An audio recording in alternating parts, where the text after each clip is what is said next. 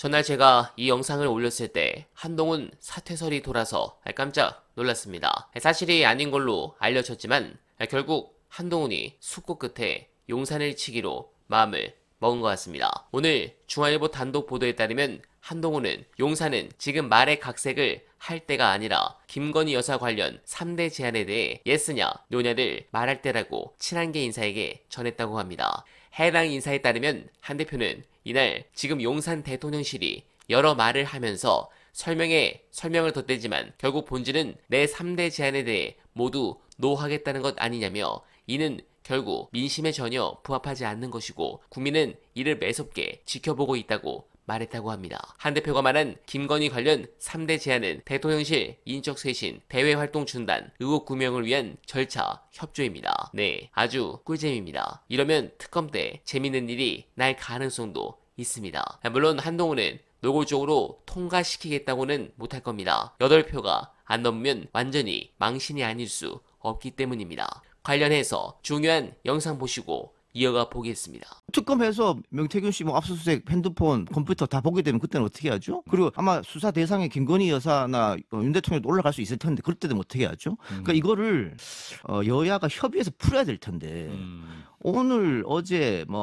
한동훈 대표의 이야기는 이 문제에 대해서 전향적으로 생각할 수 있겠다 그런 뉘앙스였지만 중간에 대통령실이 껴있기 때문에 한동훈 대표가 무슨 강하게 워딩을 하더라도 나중에 결국은 대통령실에서 강하게 나오면은 또 꼬리를 내렸단 말이에요. 그거 봤을 때는 이게 제대로 될 수 있을까? 그럼 결국은 또 여야 정쟁 공방으로 치달을 수밖에 없겠다. 그러면서 강경신대로 명태균은 명태균대로 나름의 폭로를 하게 되면 이전 투구가 되는 거고 그 명태균 씨 폭로 중에 거짓이 몇 개 섞여 있다고 하면 그게 밝혀지게 되면 그러면은 여권에서는 저 봐라 원래 거짓말쟁이였다.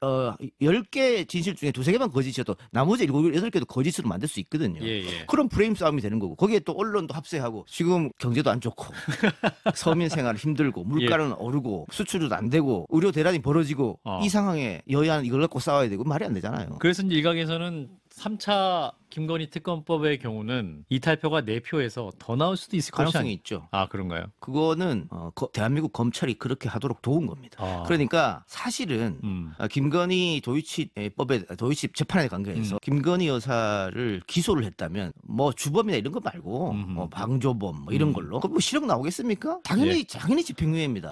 그런데 검찰에서 결국은 용산 눈치 보느라고 누구도 이해할 수 없는 불기소를 해버렸습니다. 이렇게 되면 여당 일부 인사들이 다음 총선의 공천은 용산에 주는 게 아니거든요. 그렇죠. 그런데 그것도 그렇고 또 다음 지방선거도 있고 자신들이 지역구에서 사람들이랑 만나고 이야기하면 김건희 여사에 대한 비난 여론밖에 없고 그렇게 되면 반대표를 던질 확률이 높죠. 어차피 무기명 투표인데. 네, 지금 상황은 전혀 합리적인 풍경이 아닙니다. 대통령 지지율이 20%대가 무너지는 것을 우려할 정도로 간당간당한 상황이고 연일 김건희 의혹이 터져나오고 보수 지지층들도 특검하라는 주장이 절반 가까이 되는 상황입니다. 대통령이 여당 대표에게 협조를 구하며 난국을 돌파하자고 해도 모자랄 판에 거꾸로 어깃장을 부리는 모습입니다. 이런 부분에서 윤우찬 본인이 김건희 문제에 대해 강경하게 버티고 있으니 더 이상 한 발짝도 나아갈 수 없는 상태입니다.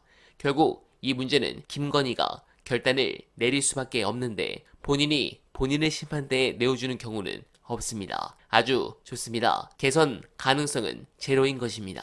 더 용산이 이런 분위기로 이어져 완전히 망가지길 간절하게 바라며 어나바는 오늘도 최선을 다하겠습니다. 여러분 고맙습니다.